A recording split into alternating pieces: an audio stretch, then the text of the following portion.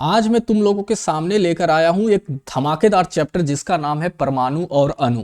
बहुत सारे बच्चे कंफ्यूज होते रहते हैं कि परमाणु क्या है और अणु क्या है, और एग्जाम में क्वेश्चन को गलत करके आ जाते हैं।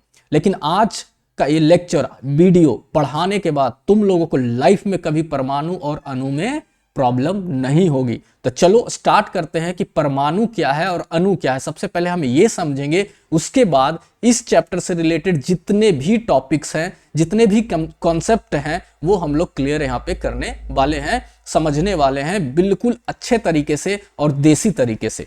तो चलो हम लोग आगे बढ़ते हैं।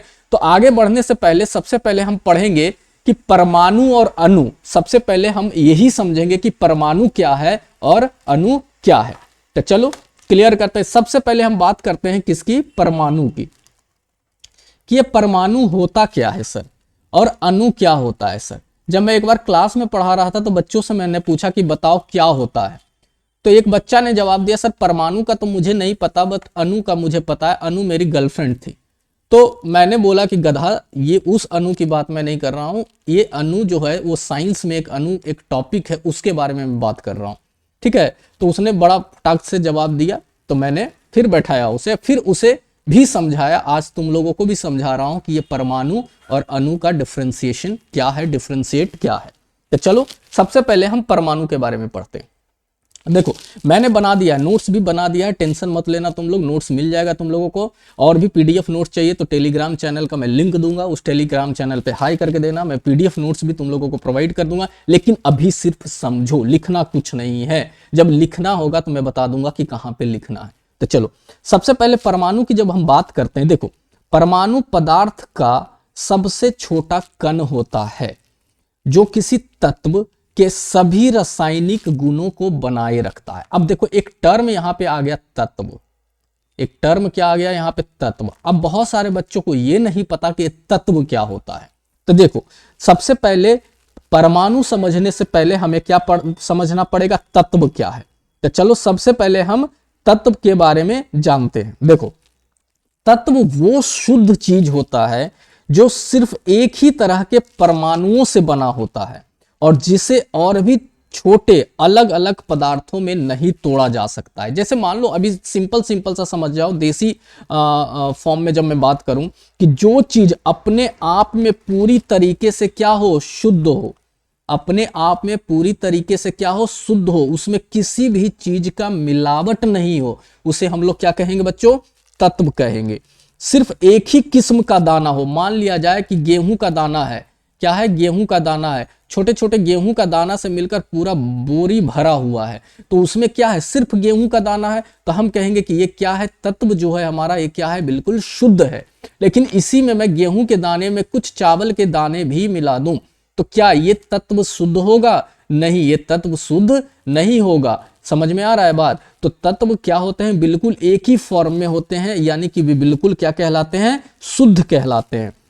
जैसे तत्व के एक एग्जाम्पल की मैं बात करता हूं, सोना, क्या की बात करता हूं, सोना, वो सोने वाला सोना नहीं, सोने का मतलब जो हार ज्वेलरी वगैरह जिससे बनता है उसकी सोना, उस सोना की बात कर रहा हूं, गोल्ड।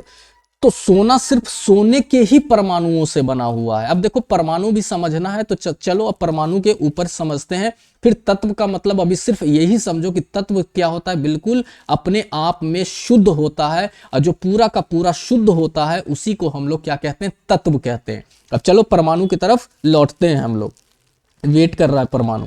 देखो परमाणु पदार्थ का सबसे छोटा कण होता है। मान लो मैं एक सोने का टुकड़ा लिया, ऐसे समझो, एक सोना का क्या लिया, टुकड़ा लिया। अब सोने के टुकड़े को मैं तोड़ता गया, एकदम बिल्कुल तोड़ता गया। एक टाइम ऐसा आया कि उसको और भी हम तोड़ नहीं सकते, उसको और भी हम टुकड़े नहीं कर सकते। तो ये जो सबसे छोटा टुकड़ा है उसी को हम लोग क्या कहते हैं, परमाणु कहते हैं। जैसे मान लो एक तुमने ईंट लिया, क्या लिया, ईंट लिया, ईंट को तोड़ते गए, पहले इतना बड़ा टुकड़ा, फिर इतना बड़ा टुकड़ा, फिर इतना, तो एक टाइम ऐसा दाना बचेगा, एक ऐसा टुकड़ा बचेगा कि उसको और भी हम तोड़ नहीं सकते हैं। तो जिस टुकड़े को सबसे छोटा कण वो हो गया, क्या हो गया, वो सबसे छोटा कण हो गया। उसी सबसे छोटे कण को हम लोगों ने क्या कहा, परमाणु कहा। समझ में आया बात? देखो ध्यान से, हर चीज जैसे पानी, हवा, मिट्टी, लोहा, सोना, ये सब बहुत ही छोटे छोटे कण से मिलकर बना होता है और उसी छोटे कण को हम क्या कहते हैं? परमाणु कहते हैं। समझ में आ गया बच्चा? नहीं समझ में आया तो चलो एक और एग्जाम्पल लेते हैं कि परमाणु के बारे में किस तरीके से समझते हैं। देखो अब एक और एग्जांपल ले, एक रेत ले लो, चाहे बालू का, बालू हम लोग बोलते हैं, रेत कहते हैं। अब एक छोटा सा रेत का टुकड़ा होता है ना, उसको भी तोड़ो तो देखो टूटेगा, उसको भी तोड़ो, एक समय ऐसा आएगा जो हमें दिखेगा भी नहीं, उसका जो सबसे छोटा टुकड़ा होता है हमें नहीं दिखता है, और उसी सबसे छोटे टुकड़े को ही क्या कहते हैं? परमाणु कहते हैं। तो यहां तक तो परमाणु क्लियर हो गया, यानी कि अब समझो इस चीजों को। परमाणु पदार्थ का सबसे छोटा कण होता है जो किसी तत्व के सभी रासायनिक गुणों को बना के रखता है। अब चलो अब तत्व की तरफ लौटते हैं। जैसे अभी किसकी बात मैंने की? सोना की बात की, गोल्ड की बात की। मान लो गोल्ड शुरू में इतना बड़ा था, टूटते टूटते टूटते टूटते एक समय ऐसा आएगा जिसको और भी हम नहीं तोड़ सकते हैं, तो सबसे छोटा कण हो गया, वो क्या हो गया? सबसे छोटा कण हो गया, और उसी सबसे छोटे कण को हम लोगों ने क्या कहा? परमाणु कहा। अब बताओ मेरे बच्चों कि ये जो गोल्ड सबसे बड़ा टुकड़ा था, ये भी सोना था, ये भी गोल्ड था, और जो टूट के सबसे छोटा टुकड़ा बचा, क्या इसका रासायनिक गुण या कुछ बदल सकता है? नहीं, इसको भी हम लोग क्या कहेंगे? गोल्ड ही कहेंगे ना, चाहे वो सबसे छोटा टुकड़ा ही क्यों नहीं हो, उसको हम लोग भी क्या कहेंगे? गोल्ड ही कहेंगे। तो तत्व भी उससे कहता कि वैसा शुद्ध फॉर्म जिसको तोड़ने के बाद भी वो अपने रासायनिक गुणों को बनाए रखता है, उसी को हम लोग क्या कहते हैं? तत्व कहते हैं। समझ में आ गया बात? तो यहां पे मैंने परमाणु को क्लियर कर दिया, एकदम देसी भाषा में बोला जाए कि ऐसा टुकड़ा जिसको हम तोड़ते जाएं तोड़ते जाएं तोड़ते जाएं तोड़ते जाएं, और वो लास्ट में इतना छोटा बचेगा कि उसको और हम टुकड़े नहीं कर सकते हैं, उसी सबसे छोटा कण को हम लोग क्या कहेंगे? परमाणु कहेंगे। समझ में आ गया? परमाणु, इसका डिफिनेशन जैसे होता है ना कि लिखा हुआ, जो परीक्षा में पूछा जाता है वो लिखा हुआ, टेंशन मतलब अभी सिर्फ समझना है। चलो तो परमाणु क्लियर हो गया। अब आ जाते हैं हम लोग अणु के तरफ कि अणु क्या होता है। तो परमाणु क्लियर हो गया। देखो परमाणु की विशेषता थोड़ा थोड़ा सुन लो। परमाणु बहुत छोटा होता है, सीधे आंख से नहीं दिखता है। मैंने क्या बोला कि इतना छोटा टुकड़ा हो जाएगा कि उसको आंख से देखना इम्पॉसिबल है, उसको हम दूरबीन माइक्रोस्कोप से देखते हैं, यानी सूक्ष्मदर्शी से देखते हैं, ऐसे हमारे आंखों से वो दिख नहीं सकता, इतना छोटा टुकड़ा होता है। परमाणु रासायनिक अभिक्रिया में टूटता नहीं, केवल जुड़ता या अलग होता है। ये पॉइंट बाद में समझाऊंगा, क्लियर नहीं होगा अभी, इसलिए टेंशन मत लो। हर तत्व का परमाणु अलग अलग गुण रखता है। अब देखो तत्व कहने का मतलब सोना। अब एक मैं ले लूं चांदी, अब इसको तोड़ते तोड़ते तोड़ते तोड़ते ये भी एक छोटा टुकड़ा बचेगा, इसको तोड़ते तोड़ते तोड़ते तोड़ते ये भी छोटा टुकड़ा बचेगा, तो एक कण, छोटा कण बचा, उसको हम लोगों ने क्या कहा? परमाणु कहा। इसको भी हम लोगों ने क्या कहा? परमाणु कहा। तो क्या इन दोनों का रासायनिक गुण समान होगा एक दूसरे से? नहीं, सोना का अलग रासायनिक गुण होगा, चांदी का अलग रासायनिक गुण होगा, इसलिए कहते हैं अलग अलग तत्व। ये सोना क्या होगा? एक तत्व हो गया, चांदी भी क्या हो गया? एक तत्व हो गया। तो दोनों अलग अलग जब तत्व होंगे तो इन दोनों का रासायनिक गुण भी क्या होगा? अलग अलग होगा। ठीक है, यहां पर बात क्लियर हो गया। ठीक है, चलिए अब हम अणु की बात करेंगे। यहां पे अणु क्या होते हैं, अब देखो समझना ध्यान से। मान लो एक लड़का है, क्या है? एक लड़का है जो बहुत खुश है, वो शादी करना चाहता है। एक लड़का है और एक लड़की है, दोनों आपस में प्यार करते हैं, और दोनों आपस में यानी कि जॉब दोनों की लग गई, बहुत सेटल्ड हो गए, उसके बाद दोनों ने शादी की। ये हमारी लड़की है, ठीक है, ठीक है, और ये क्या हो गया? लड़का हो गया, ये लड़की हो गई। ठीक है, ये स्मार्ट है, लड़का ऐसे भी स्मार्ट होता है। ठीक है, तो अब देखो ध्यान से क्या है कि ये एक अकेला दाना है, यानी कि एक अकेला बिल्कुल है, सिंगल है, तो इसको हमने क्या कहा? परमाणु कहा। इसको, ये भी सिंगल है, इसको भी हम लोगों ने क्या कहा? परमाणु कहा। लेकिन जब ये दोनों शादी कर लिए आपस में, जब दोनों शादी कर लिए तो ये दोनों मिलकर क्या बन गए? अणु बन गए। क्या बन गए?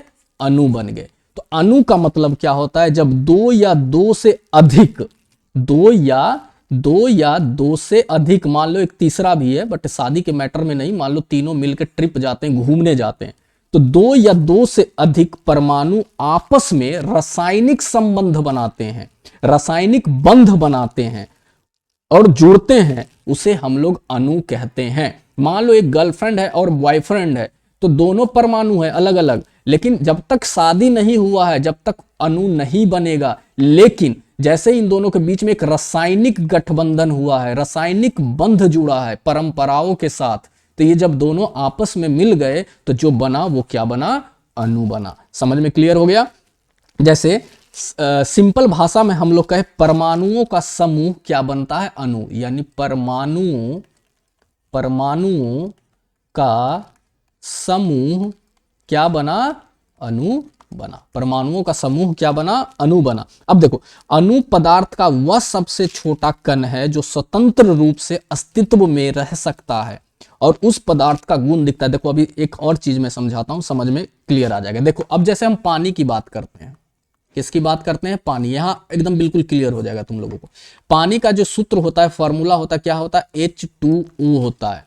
इसमें दो हाइड्रोजन है, H को क्या कहते हैं हम लोग, हाइड्रोजन कहते हैं, और इसमें एक क्या है हमारा, ऑक्सीजन है ना। दो हाइड्रोजन है और एक ऑक्सीजन है।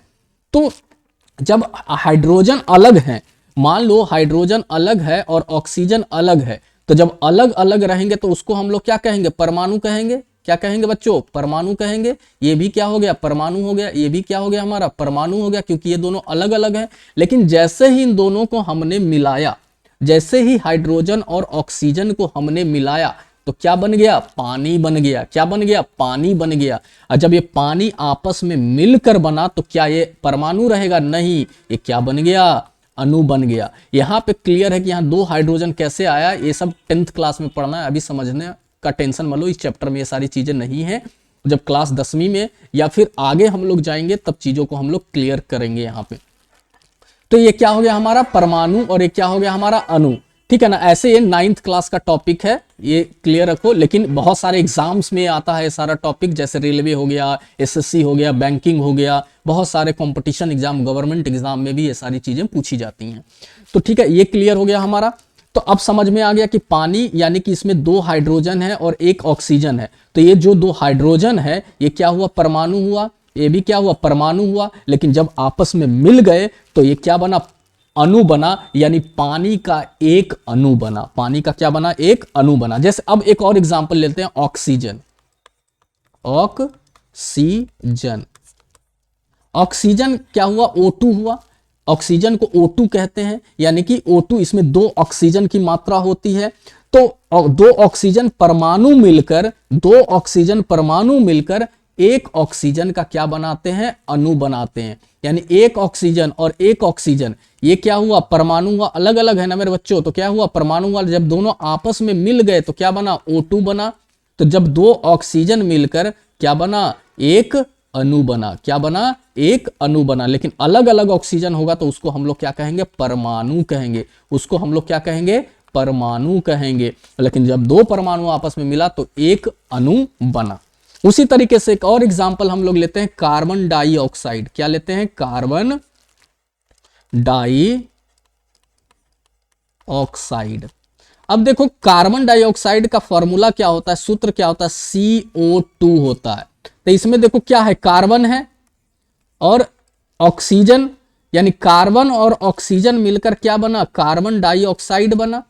तो कार्बन जब अलग था वो क्या था, परमाणु था। ऑक्सीजन जब अलग था तो ये क्या था, परमाणु था। लेकिन जब आपस में परमाणु मिला तो क्या बना, एक अणु बना। कार्बन डाइऑक्साइड का एक अणु बना। अब यहाँ एक ऑक्सीजन, यहाँ दो कैसे आ गया, तो ये मैंने क्या बोला कि बाद में पढ़ना, इसको बैलेंसिंग इक्वेशन कहते हैं। यानी सूत्र को हिंदी में कहा जाए तो बैलेंस, यानी कि बराबर करते हैं। ठीक है ना। तो बाद में पढ़ना है, तो अभी इसमें दिमाग लगाने की जरूरत नहीं है। अभी एक लाइन में बस हम लोग समझेंगे कि जब तत्व अलग अलग अकेला होता है तो उसको परमाणु कहते हैं। जब दो तत्व या दो से ज्यादा तत्व आपस में मिल जाता है तो मिलकर क्या बनाता है, अणु बनाता है।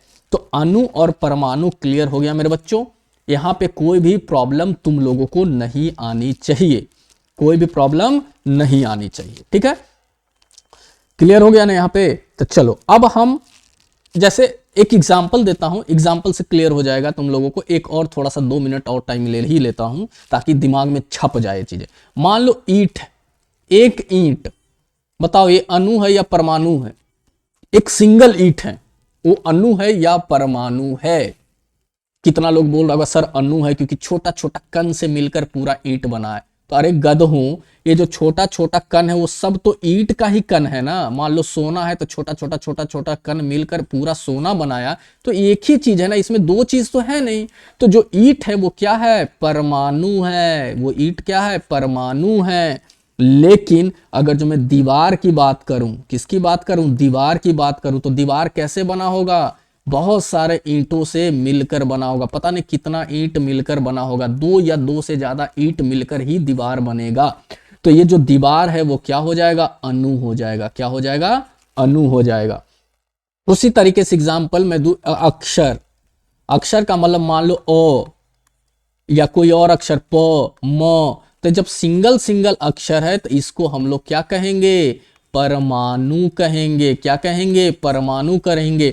लेकिन अक्षर के बाद अगर मैं बोलूं शब्द, तो शब्द कैसे बनता है? दो या दो अक्षर के मेल से, या दो या दो से ज्यादा अक्षर के जो मेल से बनता है उसे शब्द कहते हैं। तो शब्द हमारा क्या हो गया? अणु हो गया। तो अब क्लियर हो गया होगा एग्जाम्पल से कि परमाणु क्या है और अणु क्या है। अब भी नहीं समझा तो तुम लोग का दिमाग खाली है, ठीक है ना। तो परमाणु सबसे छोटा कण, अणु दो या दो से अधिक परमाणुओं का समूह। क्लियर हो गया?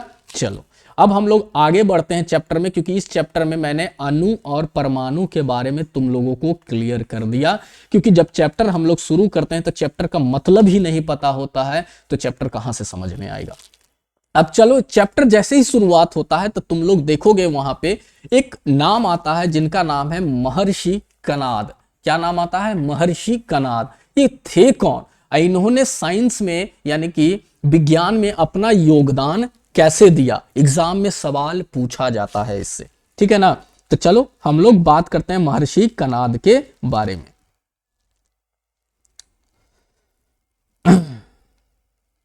चलो, जैसे सबसे पहले हम बात करते हैं महर्षि जो कणाद थे वो एक भारत के महान दार्शनिक थे। क्या थे? भारत के एक महान दार्शनिक थे और वैज्ञानिक भी थे। इन्होंने सबसे पहले यह विचार दिया कि सारी दुनिया बहुत छोटे छोटे कणों से बनी हुई है। सबसे पहले इन्होंने ही बताया था कि जो सारी दुनिया है वो छोटे छोटे छोटे छोटे छोटे छोटे सारे कणों से मिलकर ही बनी हुई है। उन्होंने कहा था कि अगर किसी चीज को बार बार तोड़ते जाए और जो आखिर में सबसे छोटा कण बचेगा उसको परमाणु कहते हैं। देखो, इन्होंने परमाणु का डेफिनेशन आज से 500 साल ईसा पूर्व ही व्यक्त कर दिया था, यानी बहुत पहले ही इन्होंने बता दिया था, ठीक है ना। साइंस आने से पहले, टेक्नोलॉजी आने से पहले ही बता दिया था कि कोई एक ऐसी चीज है उसको तोड़ते जाए सबसे छोटा जो टुकड़ा बचेगा उसी को हम लोग क्या कहेंगे? परमाणु कहेंगे। सबसे पहले किन्होंने बताया था? महर्षि कणाद ने ही बताया था। महर्षि कणाद परमाणु, देखो परमाणु यहां गलत थोड़ा सा हो गया टाइपिंग में, विज्ञान का जनक है। परमाणु विज्ञान का जनक कौन है? महर्षि कणाद है। उन्होंने कहा था कि किसी भी वस्तु का एक सीमा तक छोटे छोटे टुकड़े किया जा सकता है। एक ऐसा समय आएगा कि हम उसके और भी छोटे टुकड़े नहीं कर सकते, और उस सीमा के आगे और भी छोटे टुकड़े नहीं किया जा सकता है। और जब उस कण को और भी छोटे टुकड़े नहीं किया जा सकता है तो उसी को महर्षि कणाद ने भी परमाणु का नाम दिया। उसी महर्षि कणाद ने परमाणु का नाम दिया। समझ में आया बात? जैसे एग्जाम्पल लो, एक बोरी गेहूं लो और उसे छोटे छोटे हिस्से में बांटते जाओ और आखिर में एक दाना बचेगा। और जब एक दाना बचेगा उसको भी तोड़ते जाओ, एक समय आएगा कि उसको और भी हम नहीं तोड़ सकते, उसी को हम लोग परमाणु कहते हैं। बार बार मैं बता रहा हूं कि माइंड में बैठ जाएगा, थोड़ा सा टाइम लगेगा, बस माइंड में बैठ जाएगा। तो ये महर्षि कणाद थे, ठीक है ना। महर्षि कणाद का योगदान क्या है तो सबसे पहले सुन लो। सबसे पहले बताया कि पदार्थ छोटे छोटे कणों से बना होता है। पदार्थ का मतलब देखो, पदार्थ होता क्या है? मान लो तुम हाथ में पेन पकड़े हुए, पेन क्या है? पदार्थ। मैं क्या हूं पदार्थ, तुम क्या हो पदार्थ, ये पूरी दुनिया में जितनी भी चीजें हैं सब क्या है पदार्थ। तो जो पेन बना है वो भी छोटे छोटे छोटे छोटे कणों से मिलकर बना हुआ है। ये सबसे पहले किन्होंने बताया था, महर्षि कणाद ने बताया था। और उसी छोटे छोटे कणों को परमाणु कहते हैं, ये भी सबसे पहले किसने बताया था, महर्षि कणाद ने बताया था। समझ में आएगा। और इन्होंने ये भी बताया था कि वो जो सबसे छोटा टुकड़ा होगा वो अदृश्य होगा, जिसको हम अपनी आंखों से नहीं देख सकते, उसे सूक्ष्मदर्शी से ही देखा जा सकता है। आगे चलकर यही विचार आधुनिक विज्ञान में एटॉमिक थ्योरी कहलाया, जो कि आगे पढ़ना है 11th-12th क्लास में, एटॉमिक थ्योरी कहलाया। तो इसकी बात मैं नहीं करूंगा। चलिए अब आगे बढ़ते। महर्षि कणाद की बात क्लियर हो गई।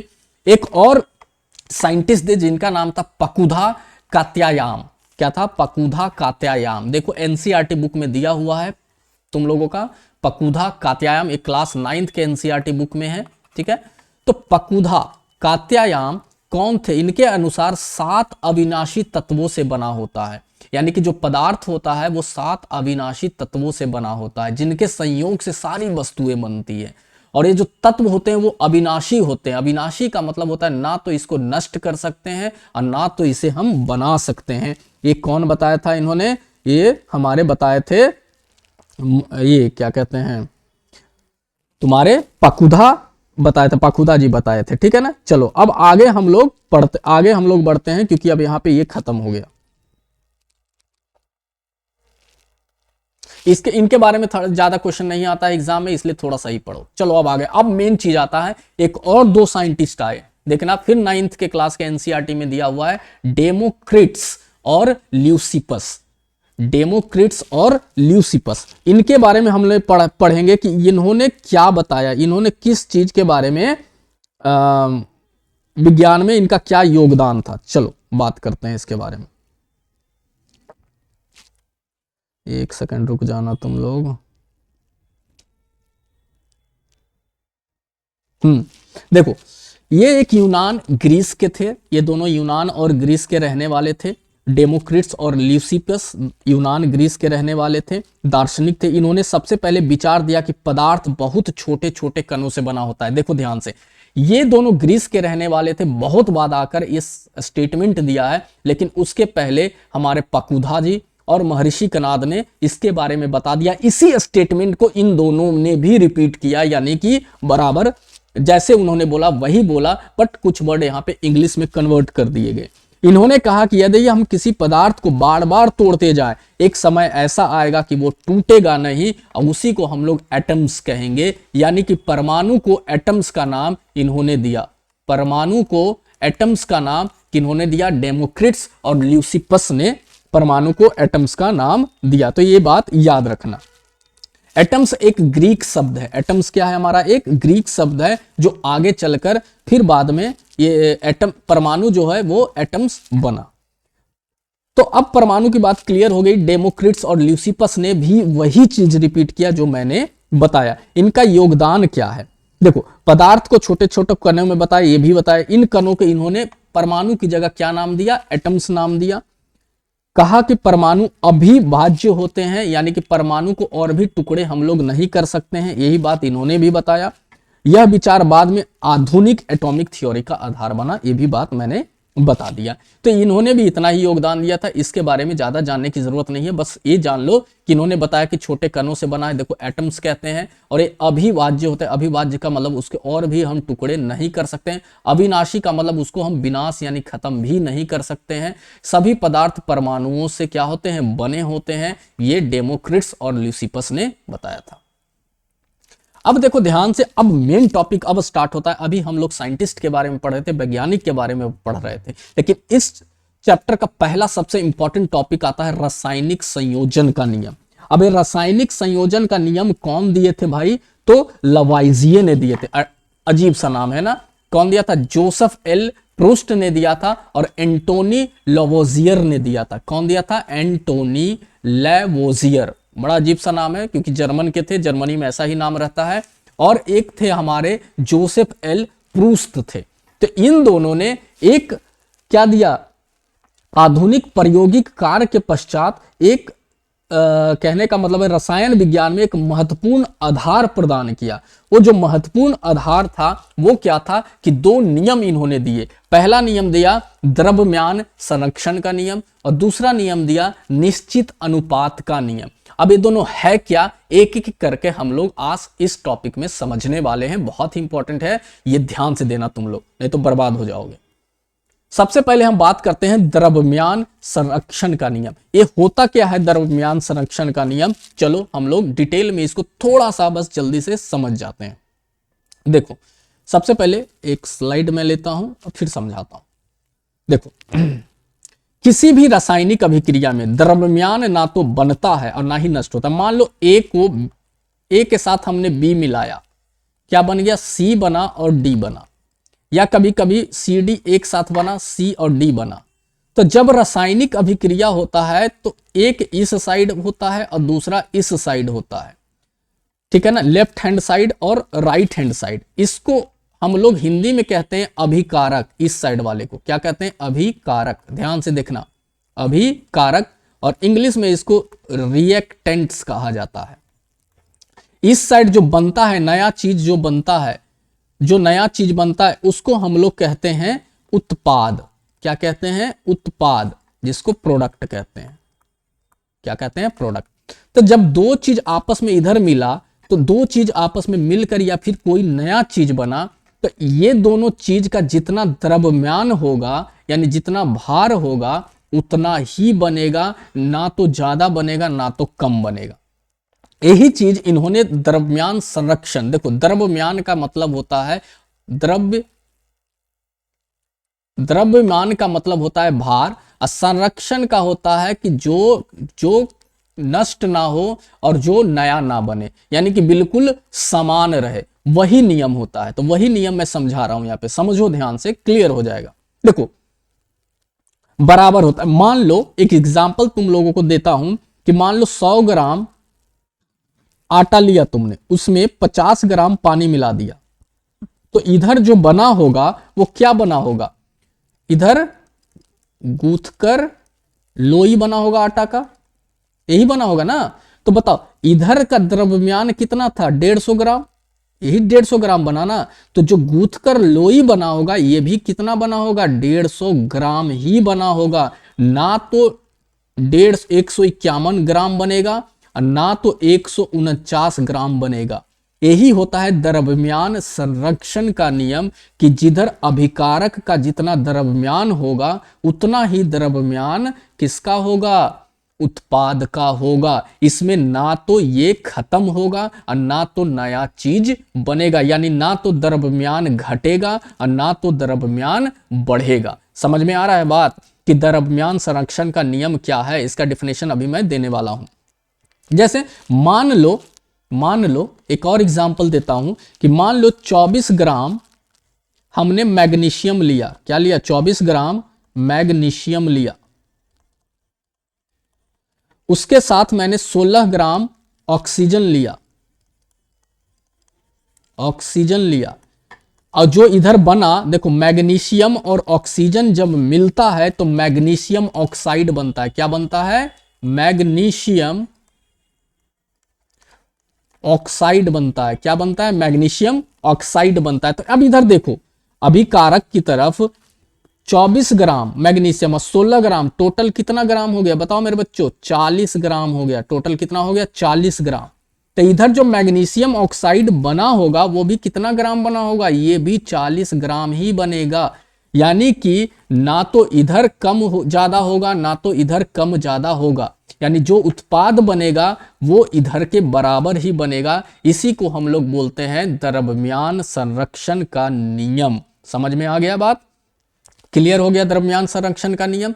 कभी कभी पूछता है द्रव्यमान संरक्षण का नियम किसने दिया, तो नाम याद रखना, द्रव्यमान संरक्षण का नियम किसने दिया था, एंटोनी लेवोजियर ने दिया था। ये नहीं, इनकी बात मत करना, ये निश्चित अनुपात का नियम दिए थे जोसेफ एल प्रुस्त। तो इसका याद रखना, द्रव्यमान संरक्षण का नियम किसने दिया था, तो याद कर लेना एंटोनी लेवोजियर ने दिया था। किसने दिया था, एंटोनी लेवोजियर ने दिया था। निश्चित अनुपात का नियम किसने दिया था, तो ये प्रुस्त ने दिया था। ठीक है ना, ये ध्यान में रखोगे। चलो अब हम आगे बढ़ते हैं। द्रव्यांश संरक्षण का नियम तो यहाँ पे क्लियर हो गया कि द्रव्यांश संरक्षण का नियम क्या होता है। ना वजन बनता है और ना मिटता है, बस रूप बदलता है। ना वजन, क्या मैंने बोला अभी, ना वजन घटता है ना बढ़ता है, सिर्फ रूप बदल जाता है। क्या बदल जाता है? सिर्फ रूप बदल जाता है। क्लियर हो गया यहां बात।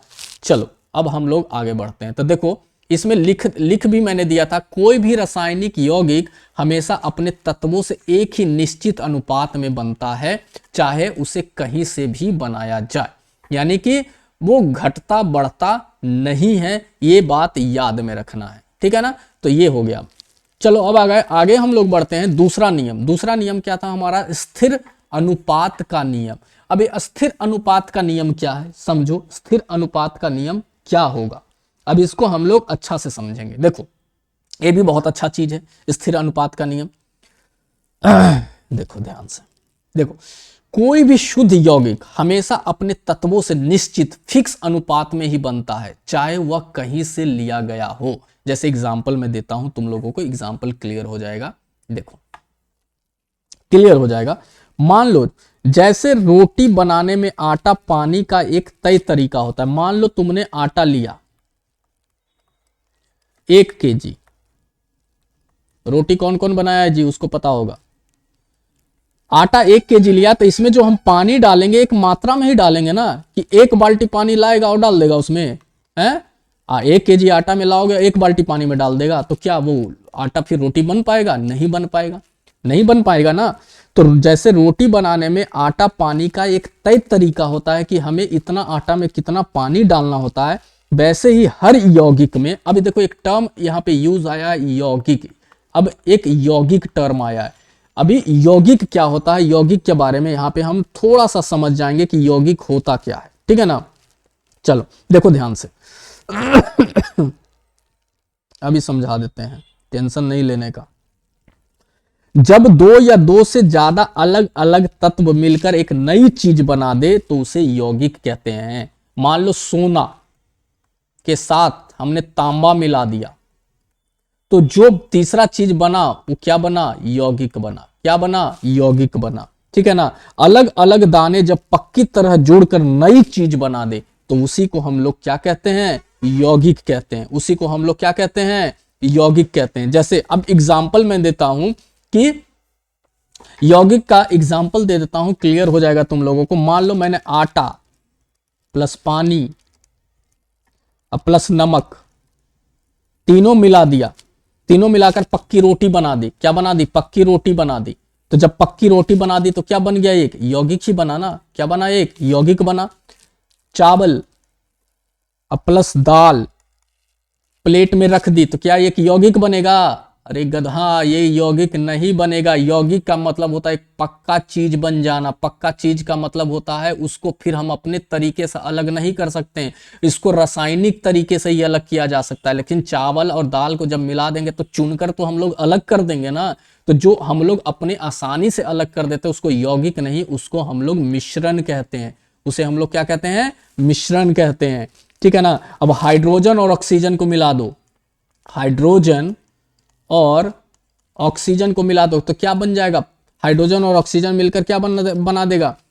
पानी बनेगा। तो पानी क्या हो गया? यौगिक। क्या पानी से तुम एक बोतल पानी लाओ, उसे हाइड्रोजन ऑक्सीजन को तुम अलग कर सकते हो? नहीं कर सकते हो। तो जब हम लोग अपने तरीके से उसको अलग नहीं कर सकते हो, उसी को हम लोग यौगिक कहेंगे। और मिश्रण को क्या होता है कि हम लोग अपने तरीके से उसको अलग कर सकते हैं, उसको मिश्रण कहते हैं। जैसे रेत में नमक मिला दो, रेत में नमक को मिला दो तो इसको फिजिकल तरीके से अलग किया जा सकता है, इसलिए इसको हम लोग क्या कहते हैं? मिश्रण कहते हैं। इसको हम लोग यौगिक नहीं कहते हैं। तो यौगिक का मतलब ही होता है कि अलग अलग पक्के, यानी पक्के तरीके से किसी चीज को जोड़ते हैं तो उसे हम लोग यौगिक कहते हैं। तो चलो अब हम लोग टॉपिक के ऊपर आते हैं। टॉपिक हमारा क्या है? टॉपिक के ऊपर हम लोग अब पहुंचते हैं। तो अभी हम लोग पढ़ रहे थे कि कौन सा नियम पढ़ रहे थे? स्थिर अनुपात का नियम। तो यहां पे मैंने इसी चीज को बताया, जब ये चीज मिला आपस में तो हम लोग क्या करेंगे कि एक हिसाब से ही पानी डालेंगे ना, तभी तो आटा गूंथेगा। जैसे नमक, इसका एग्जाम्पल ने देता हूं नमक। नमक का जो फॉर्मूला होता है वो होता है NaCl। क्या होता है? NaCl। अब हर जगह नमक, जब नमक बनाना होगा तो हमें सोडियम और क्लोरीन, याद रखना Na से होता है सोडियम, इसको हम लोग क्या कहते हैं? सोडियम। Cl को क्या कहते हैं? क्लोरीन। क्या कहते हैं? क्लोरीन। याद रख लेना इसको, Na को सोडियम कहते हैं और Cl को क्लोरीन कहते हैं। जब ये दोनों आपस में मिलेगा तभी नमक बनेगा, NaCl बनेगा, तभी क्या बनेगा? नमक बनेगा। ऐसा नहीं कि नमक बनाने के लिए कोई भी चीज कैसे कैसे मिला दोगे तो नमक बन जाएगा, नहीं। तो हम क्या कह रहे हैं इसमें? एक स्थिर अनुपात का नियम लगा रहे हैं। एक सोडियम और एक क्लोरीन को मिलाकर क्या बना रहे हैं हम लोग? यहाँ पे सॉरी, 2 क्लोर Cl2 होता है, क्लोरीन को मिलाकर हम लोग क्या बना रहे हैं? यहाँ पे नमक बना रहे हैं। ऐसा नहीं कि कोई भी अनुपात में हम मिला देंगे तो नमक बन जाएगा। क्या कोई भी अनुपात में नमक बनेगा? नहीं बनेगा। अनुपात हमेशा सेम रहेगा, चाहे वो समुद्र का नमक हो या खदान का नमक हो। कहीं से नमक ले आओगे उसमें सोडियम और क्लोरीन का अनुपात क्या रहेगा? समान रहेगा। तो जिसमें 2 तत्वों का अनुपात समान रहता है उसी को हम लोग क्या कहते हैं? मेनली तौर पे स्थिर अनुपात का नियम कहते हैं। एक और एग्जांपल दे देता हूं, क्लियर हो जाएगा। पानी, पानी को क्या कहते हैं? H2O कहते हैं। तो 2 हाइड्रोजन और 1 ऑक्सीजन को जब मिलाएंगे, यानी कि किस अनुपात में मिलाएंगे इसका हम? तो द्रव्यमान का, देखो हाइड्रोजन का जो द्रव्यमान होता है वो 1 होता है, याद रखना, और ऑक्सीजन का जो द्रव्यमान होता है वो 16 होता है। क्या होता है? 1 और क्या होता है? 16। ये याद करने वाला चीज है, इसलिए इतना घबराना नहीं है। बस यहाँ पे समझ जाओ कि ऑक्सीजन का द्रव्यमान क्या होता है? 16, और हाइड्रोजन का द्रव्यमान क्या होता है? 1। तो यहाँ कितना हाइड्रोजन? 2 हाइड्रोजन। कितना हाइड्रोजन? 2 हाइड्रोजन। अनुपात लगाओ, ऑक्सीजन का द्रव्यमान 1 ही ऑक्सीजन है तो कितना? 16। तो 2 अनुपात क्या आया? 16। तो जब 2 अनुपात मैथ पढ़ा होगा कि 2 अनुपात 16 को हम कैसे लिखते हैं? 2/16। इसको काटेंगे, 2 एकम 2, 2 अठी 16। तो इसको फिर वापस क्या लिखेंगे? 1 अनुपात 8 लिख सकते हैं। तो जब 1 अनुपात में हाइड्रोजन और 8 अनुपात में ऑक्सीजन को मिलाएंगे तभी क्या बनेगा? पानी बनेगा। तभी क्या बनेगा? पानी बनेगा। अगर जो मैं 2 अनुपात और ऑक्सीजन, 2 अनुपात में हाइड्रोजन और 8 अनुपात में ऑक्सीजन को मिलाऊंगा तो क्या पानी बनेगा? नहीं बनेगा सर, बिल्कुल नहीं बनेगा। पानी बनाने के लिए 1 अनुपात में हाइड्रोजन हमें चाहिए और 8 अनुपात में हमें ऑक्सीजन चाहिए। इसी को बोलते हैं स्थिर अनुपात का नियम, यानी कि एकदम अनुपात समान। समान का मतलब होता है कि हाइड्रोजन और ऑक्सीजन का जितना चाहिए उतना ही होना चाहिए, तभी पानी बनेगा, नहीं तो पानी नहीं बनेगा। ये चीज याद रखना। और जब पानी बनाने का मतलब है 1 ग्राम हाइड्रोजन और 8 ग्राम ऑक्सीजन, तो टोटल 9 ग्राम हमें चाहिए पानी बनाने के लिए। यहां देखो कितना ग्राम हो गया? 10 ग्राम। तो पानी बनेगा? नहीं बनेगा। तो पानी इसी से बनेगा। इसी को हम लोग स्थिर अनुपात का नियम कहते हैं। और इसका जो डिफिनेशन है, यानी कि क्या कहते हैं उसको, एग्जाम में जैसे आता है वो मैं देने वाला हूं, टेंशन लेने का जरूरत नहीं रहेगा तुम लोगों को, ठीक है। चलो देखो क्या है यहां पे। स्थिर अनुपात किसी भी यौगिक में उपस्थित तत्व हमेशा निश्चित द्रव्यमान में होना चाहिए। जैसे अभी मैंने बताया ना कि पानी का जो होगा वो कितना रहेगा? 1 अनुपात 8 ही रहेगा, तभी क्या बनेगा? वो पानी बनेगा। चाहे वो नदी का पानी हो, कुआं का पानी हो, लैब का पानी हो, कहीं से कोई पानी उठा के ले आओ, उसका अनुपात कितना रहेगा? 1 अनुपात 8 ही रहेगा। इसका अनुपात 1 अनुपात 9 या 1 अनुपात 10 या 1 अनुपात 7 चेंज नहीं होगा। इसी को हम लोग रहते हैं यौगिक, मतलब फिक्स रेसिपी।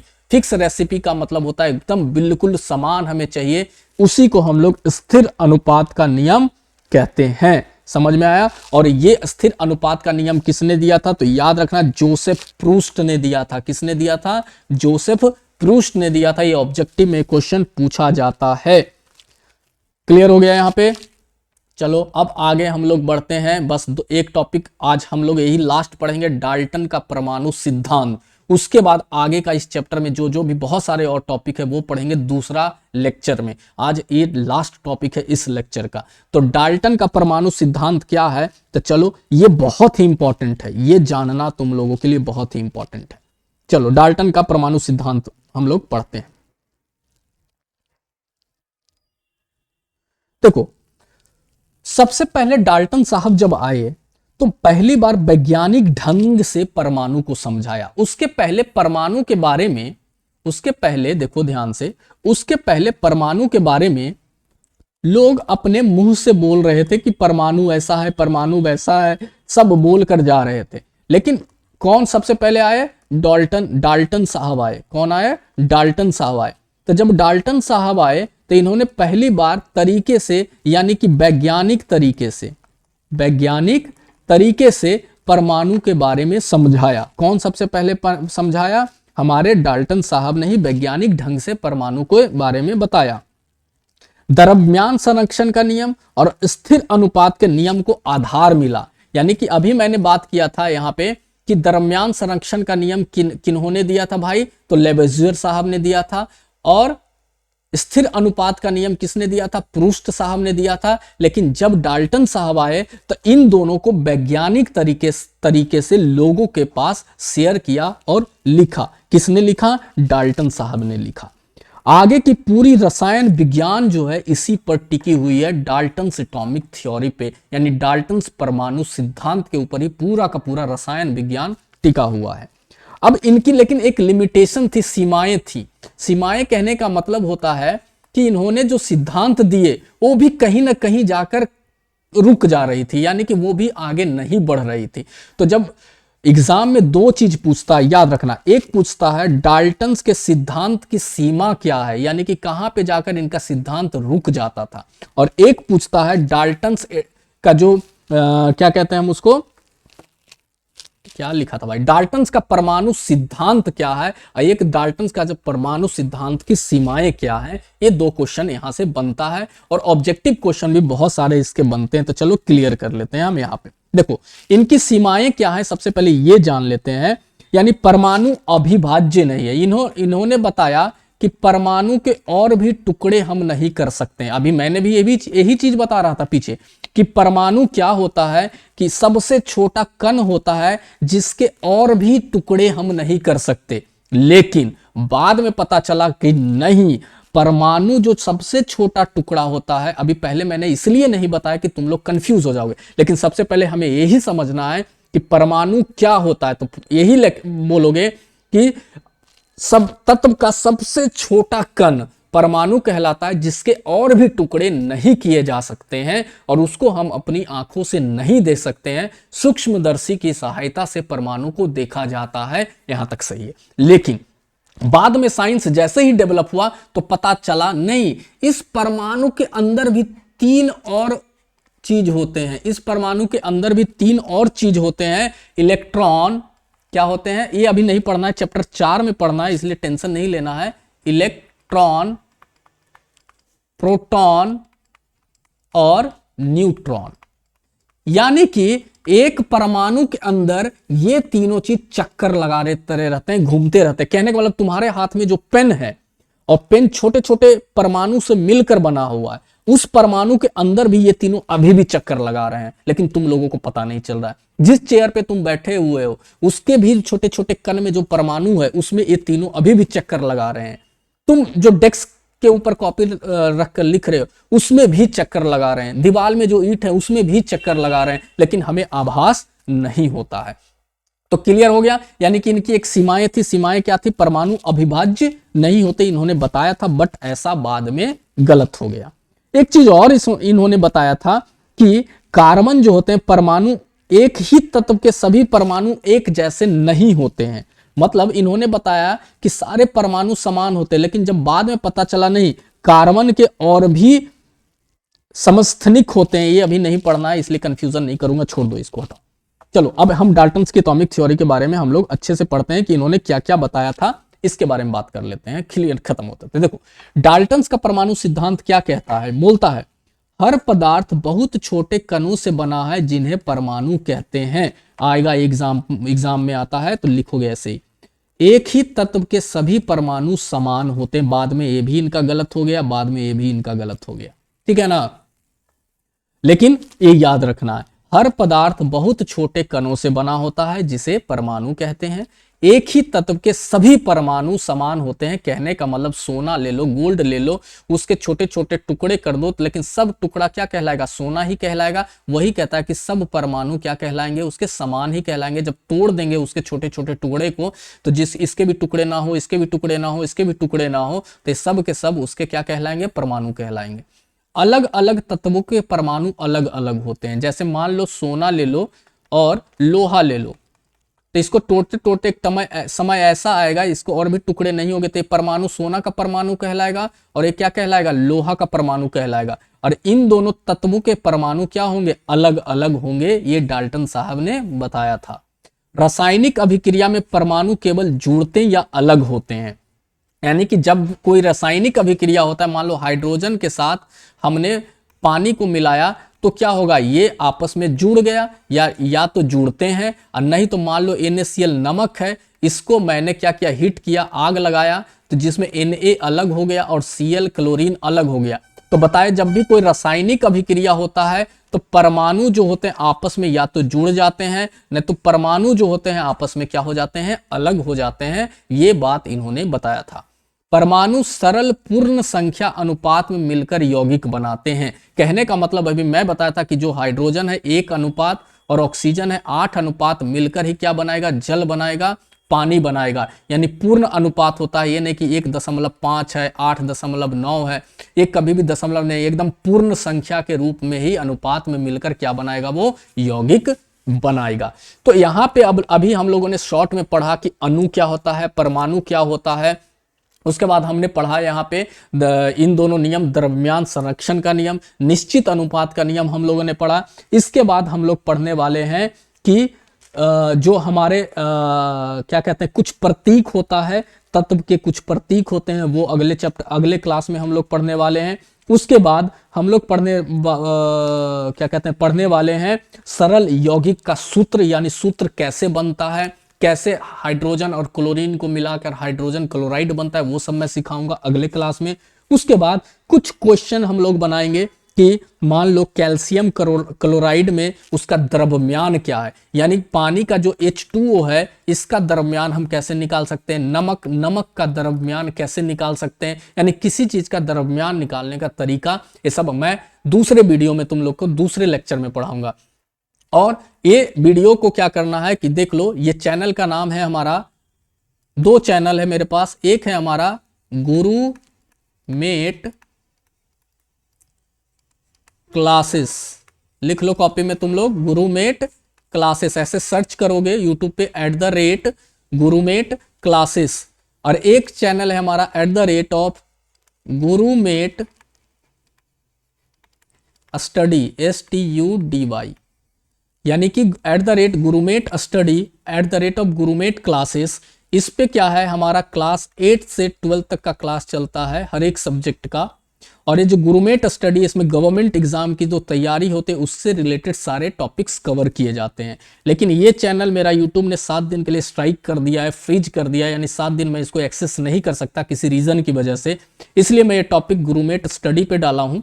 इससे क्या होगा कि आपके 9th-10th क्लास के बच्चों के लिए भी ये टॉपिक बहुत इंपॉर्टेंट है, और जो रेलवे का, बैंकिंग का या टीचर का तैयारी कर रहे हैं उनके एग्जाम में भी ये क्वेश्चन कहीं ना कहीं से पूछे जाते हैं।